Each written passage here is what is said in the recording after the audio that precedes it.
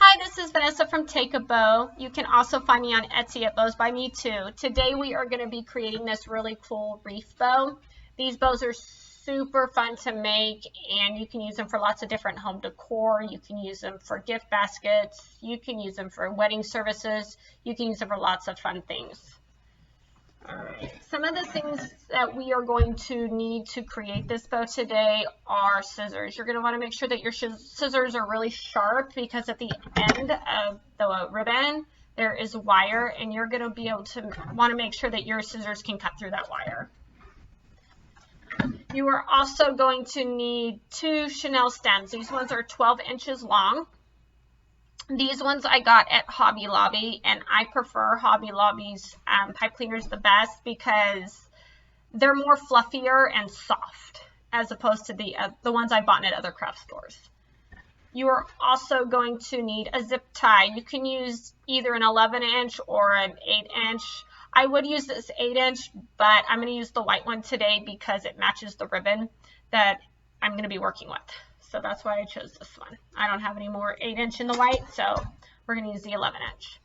You also are going to need something to help you hold your bow into place. You can use your fingers, but I find that having a bow maker makes it a lot easier to manage.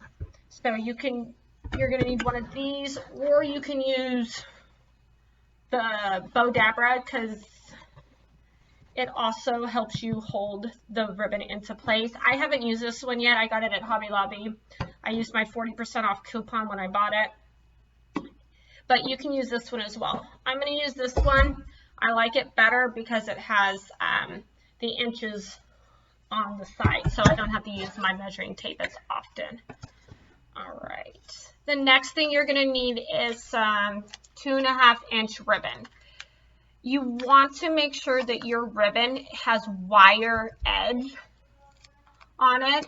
If you don't use the wire edged ribbon, your bow's not going to stand up and it's going to be very flat. So when you pick your ribbon, make sure it has wire on the edge.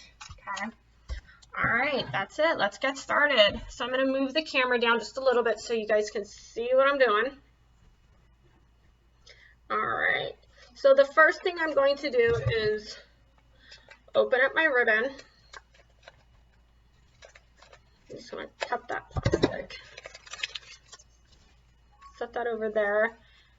And wired ribbon, when you first open it, is always folded under. So I'm just going to unfold it, and I'm going to just cut that straight there. And I'm actually going to set my ribbon aside for just a minute, and I'm going to grab my 2 chenille stems.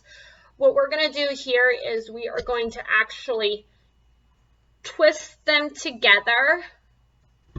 So what I did is I just crossed them together like that, and I'm going to twist them together to make an extension so that I have one long piece. So that our finished product, you should have about 10 inches on each side.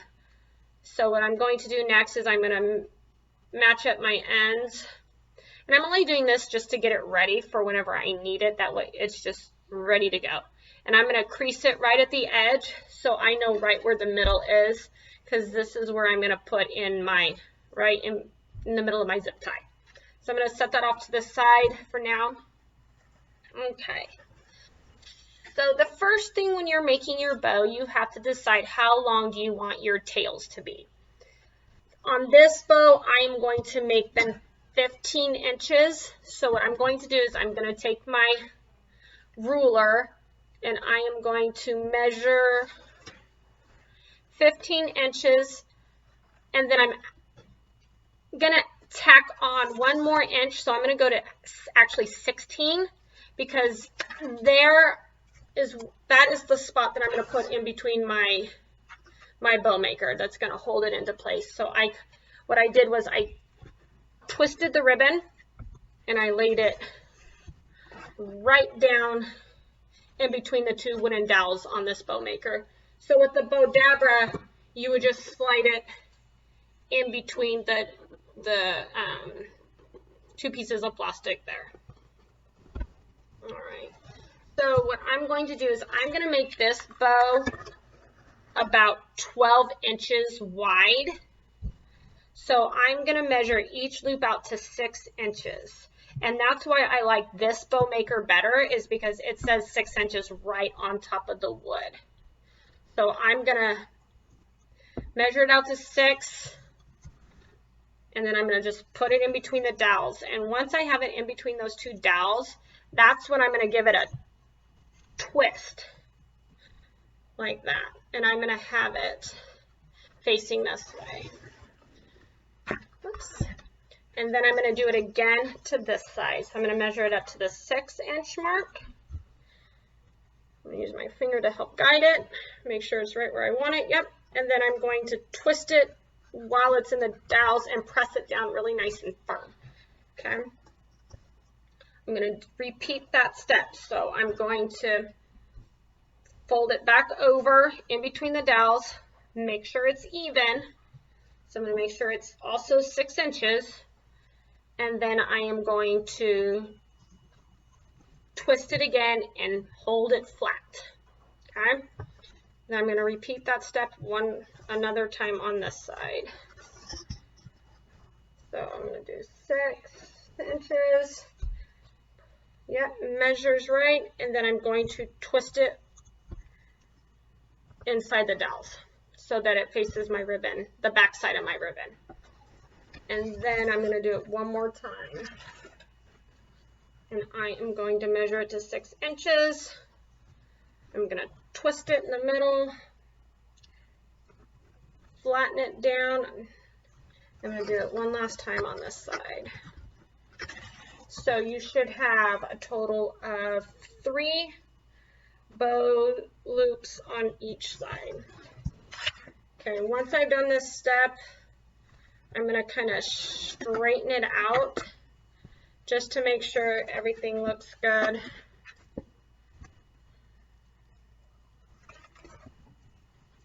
And it does. They kind of naturally like fall in a specific order when you're straightening it out. You'll notice it when you're doing it. All right, so I'm going to twist it again in the middle because we're not quite done. Okay, so the outside or the base part of the bow is 6 inches. Then I'm going to go to the 5-inch. So this one is going to measure 5-inch. If yours doesn't have the inches on it, you can always use your tape measure and you can measure out 5 inches doing it that way. Okay. So that is 5 inches. So I'm going to push it down and then I'm going to twist it again. All right. And then I'm going to do another 5-inch on this side. And I'm going to press it down. And then I'm going to give it another twist just so that the back side of my ribbon is facing up. Then I'm going to do it one more time.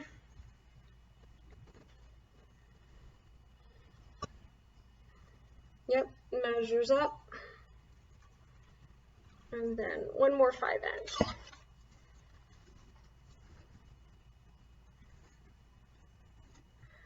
Okay, those are 5-inch, so those are good. So now you should have 3 6-inch loops on the bottom, and then you're only going to have 2 5-inch loops in the center or in the middle of the bow. Okay, so there's that.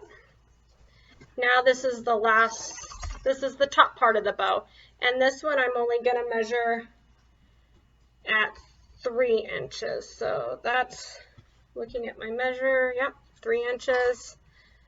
And then I'm going to measure 3 inches on this side. Okay. So remember, each time that I went in the other direction, I twisted my ribbon so that the back side was facing up, and then when you fold it over, it brings the top side back up.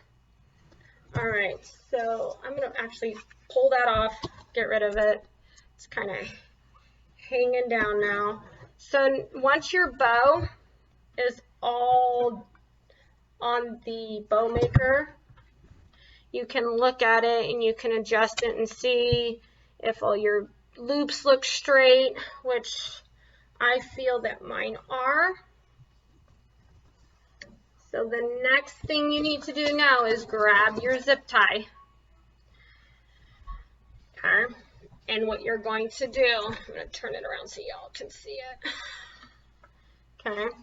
What you're going to do is you're going to take your zip tie and you're going to put it right in between, right under, make sure you get all the ribbon. You're going to put it right underneath and bring it all the way around your bow like that. I'm going to turn it back around so that I can see it a little bit better. Okay, so once you've done that, then you can close your zip tie. And I always do it on here first. I don't pick it up because if it falls apart, you kind of have, well, for me, I have to start over. All right, so I'm going to pull it off. And I'm going to kind of hold it in the middle where that zip tie is. I'm going to move that off to the side. I'm going to scoot it up so I can show you better. Okay, and then what I'm going to do is the zip tie right now is on top of the bow. So what I'm going to do is I'm going to scoot it underneath at the back side and move the top of the zip tie right into the center of it. Okay, and then what I'm going to do is I'm going to just tighten it just enough. Don't over tighten it, because if you do that, you won't be able to get your pipe cleaner through. You'll have to cut the zip tie and start over. So what I'm going to do first is I like to check my middle loops, and I kind of hold them up and make sure they're pretty even. If they're a little bit off, you can just tighten the one, or you can pull it to make it a little bit bigger if you need to. These match up pretty good, I feel, so I'm going to leave them be. Okay, next you're going to grab your pipe cleaner that you twisted together. You're going to take the end and you're going to feed it right through that zip tie like that. Right into the center. So that fold is right in the middle of your bow. And what you're going to do is you're going to just pull it tight like that. Okay. Once you've got your pipe cleaner in place and your bow, for the most part, looks pretty even. I can fix that in a second. You're going to pull that zip tie as tight as you can get it to where it's not clicking anymore.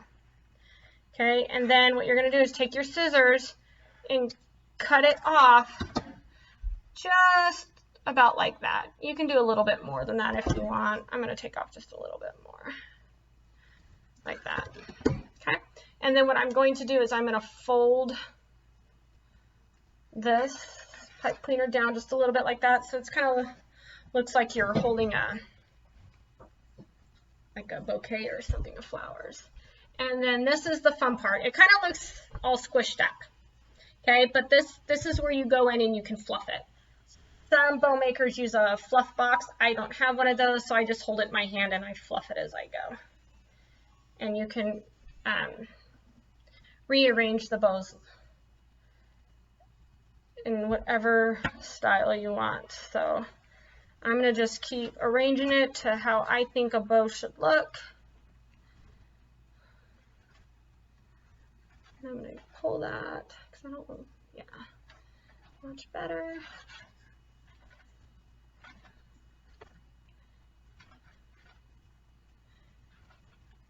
Okay.